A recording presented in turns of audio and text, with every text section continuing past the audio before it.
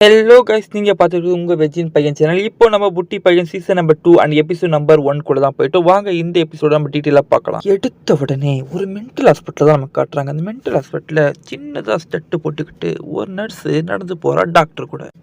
அவள் நடந்து போயிட்டு இருக்கும் போது சைடில் நம்ம புட்டி பையனை காட்டுறாங்க. இந்த புட்டி பையன் பொம்மையை அடிச்சு விளையாண்டுட்டு இருக்க. இந்த புட்டி பையனை மட்டும் தான் என்னால் அனலைஸே பண்ண முடியல டாக்டர் அப்படின்னு சொல்லிட்டு நம்ம நர்ஸுக்காரி ஃபீல் பண்ணி டாக்டர்கிட்ட சொல்ல, அந்த டாக்டரோ இவன் கதை கொஞ்சம் மோசமான கதை தான்மா, நான் சொல்கிறேன் நீ கேளு, அப்போ தான் உனக்கு புரியும் அப்படின்னு சொல்கிறான். அப்பன்னா நம்ம புட்டி பையனோட வீட்டை காட்டுறாங்க. ரொம்ப பணக்கார வீடான இவனுக்கு பார்த்துக்க ஒரு கேட்டக்கரை போட்டுட்டு இவங்க அப்பங்காரன் இந்த வயசுல ஒரு சித்தியை கல்யாணம் பண்ணி கூட்டு வரான். அதாவது புது பொண்டாட்டி. அந்த புது பொண்டாட்டி பார்க்க சும்மா தழுக்கு முழுக்குன்னு வேற லெவல்ல இருக்க.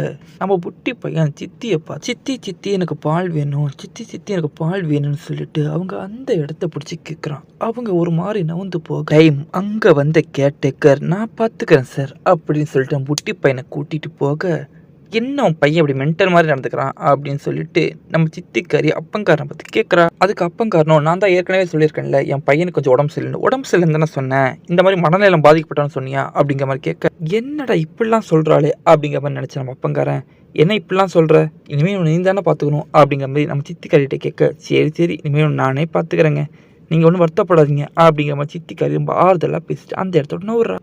அடுத்த சீனில் நம்ம புது பொண்டாட்டிக்கும் அப்பங்காரனுக்கும் முதல் இரவில் நம்ம அப்பங்காரன் சும்மா பூந்து விளையாடுறான். அந்த ரியாக்ஷன்லாம் நம்ம சித்திக்காரி கொடுக்குறது சும்மா வேற லெவலில் இருக்குன்னு சொல்லலாம். மஸ்ட் வாட்ச் தான், நம்ம டெலிகிராமில் லிங்க் இருக்குது, தயவு செஞ்சு போய் பார்த்துட்டு வாங்க. ஆனால் பாதி சம்பவத்திலே நம்ம அப்பங்காரனுக்கு பீஸ் போயிடுது. பீஸ் போன அப்பங்காரனை பார்த்து சித்திக்காரிக்கு ஒரு மைண்டு செம்ம அக்செப்ட். என்ன பாதிலேயே இவன் டயர்ட் ஆகிட்டான், இவனை வச்சு நம்ம எப்படி வாழ்க்கையை ரன் பண்ணுறது அப்படிங்கிற மாதிரி கவலையில் உட்கார.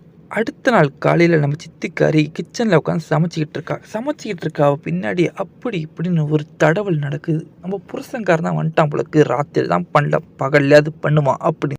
நம்ம சித்திக்காரியும் அப்படி இப்படின்னு சொல்லிட்டு மூமெண்ட்டை போட்டு கிடக்க திடீர்னு திரும்பி பார்த்தா நம்ம சின்ன பையன், அடப்பாவி நீ ஏன் இவ்வளோ தான் தடவிட்டு இருந்த அப்படின்னு சொல்லிட்டு டக்குன்னு தள்ளி விட்டதை கீழே விழுந்து மயக்கமான அவனை பார்க்க அடுத்த சீனில் நம்ம டாக்டர் என்ட்ரி கொடுக்குறாங்க. என்ட்ரி கொடுத்த நம்ம டாக்டர், இன்னங்க இவ்வளோ கேர்லெஸ்ஸாக பார்த்துக்கிறீங்க அப்படிங்கிற மாதிரி ஒரு வார்னிங்கை போட, இல்லை டாக்டர் நான் ஜாக்கிரதையாக தான் பார்த்துருந்தேன், இனிமேல் இன்னும் ஜாக்கிரதையாக அவனை பார்த்துக்கிறேன் அப்படிங்கிற மாதிரி நம்ம அப்பங்காரன் ஒரு சாரியை கேட்டுட்டு, இப்போ ஒன்றும் பிரச்சனை இல்லைல்ல டாக்டர் அப்படின்னு கேட்க, இப்போ ஒன்றும் பிரச்சனை இல்லை, இதே மாதிரி இன்னொரு வாட்டி ஏற்பட்டுச்சுன்னா ரொம்ப சீரியஸாக போய்டும், மென்டல் ஹாஸ்பிட்டலில் வந்து இவனை சேர்த்துருங்க அப்படிங்கிற மாதிரி டாக்டர் மறுபடியும் ஒரு வார்னிங்கை போடுறாங்க.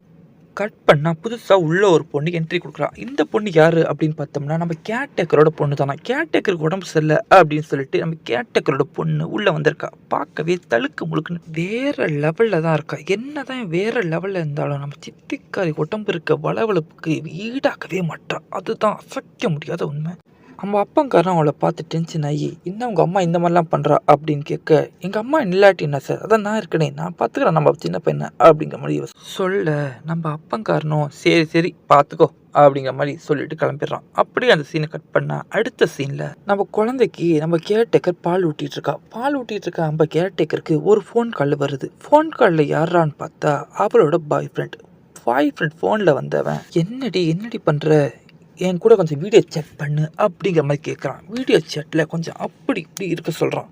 இவ்வளோ அவன் சொல்கிற மாதிரிலாம் இருக்கா. அப்படியே நம்ம சின்ன பையன் சும்மா இல்லாமல் கேமராக்கு நேராக இவன் கையை கொண்டு போய் காட்ட, யார் அந்த பையன் நடுவில் கை விடுறான், பெரிய பையனை அங்கே என்ன பண்ணுறான் அப்படிங்கிற மாதிரி நம்ம பாய் ஃப்ரெண்டு பையன் டென்ஷனாக ஒன்று ஆகாதரா, அவன் சின்ன பையன் தான், மனசளவில் அவனை பார்த்துக்கு தான் நான் இங்கே வந்திருக்கேன் அப்படிங்கிற மாதிரி சொல்லி சமாளிச்சிட்றான். அப்படி அந்த சீனை கட் பண்ண அடுத்த சீனில் இவ கிச்சனில் உட்காந்து சமைச்சிக்கிட்டு இருக்கா. இவகிட்ட நம்ம சித்திக்காரி வந்து, நீங்கள் எதுக்கு வந்த, அந்த பையனை பார்த்துக்குதானே, அந்த வேலையை மட்டும் பாரு, சமைக்கிற வேலை நான் பார்த்துக்கிறேன் அப்படிங்கிற மாதிரி சொல்லி இவ்வளோ உள்ளே வந்த இவ பெட்டில் விளையாண்டு இருக்க சின்ன பையனுக்கு கீழே வச்சுட்டு இவ பெட்டு மேலே படுத்துக்கிட்டு இவ பாய் ஃப்ரெண்டு கால் அடிச்சு அதே பெட்டில் இவ குஜாலாக இருக்கா. அப்படி இந்த சீன் கட் ஆகுது. அடுத்த எபிசோடில் பார்க்கலாம். Tata bye by.